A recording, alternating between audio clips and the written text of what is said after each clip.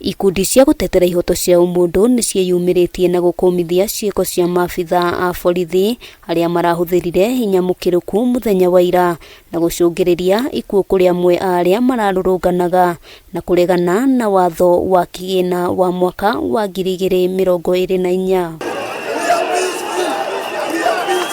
Kuringana na atongoria gikundi-ini gia KHCR, MBEU njithi makoretwo magitabania mirurungano ya thayo na uguo gutire na kihoto o giothe gia kumahahithia. We are in solidarity and commend the Kenyan public who came out in large numbers to defend our rights, and specifically through the call to reject the Punitive Finance Bill 2024. Atongoria ya hamwe noguo moritie thirikari guthikiriria mateta ma muingi na kumethera kihonia ithenya-ini ria kwihura githuri na gutua matua mategukuruhania muingi. An independent movement has shown us the way that Kenyans can voice themselves, and so there's absolutely nothing wrong with Kenyans getting onto the streets to voice themselves. This is a constitutional provision as per the Kenya Constitution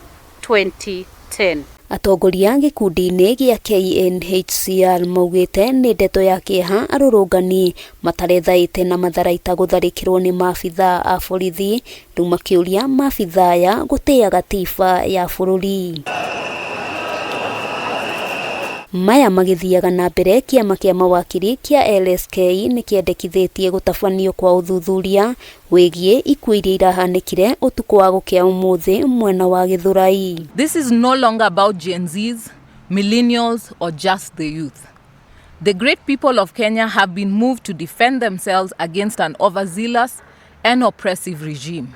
We have a petition against the decision of the Cabinet Secretary yesterday deploying the military to assist the police in protection of the country as per the Gazette notice.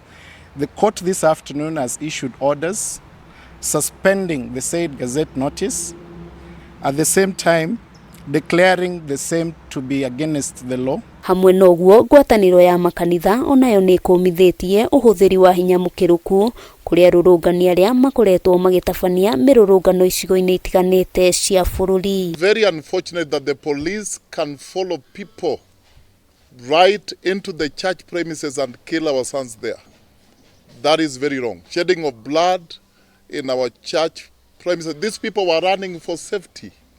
They were not like they were not goons. They were running for safety because from police brutality. Tongoria aria mena President Ruto thini wa wabici yake maretea na gwikira irato cia milioni 5 na thaa cia milioni 2 riria andu a bururi wa Kenya marakua. Handu-ini ha Kameme TV ritwa riakwa ni Wambui wa Njuguna.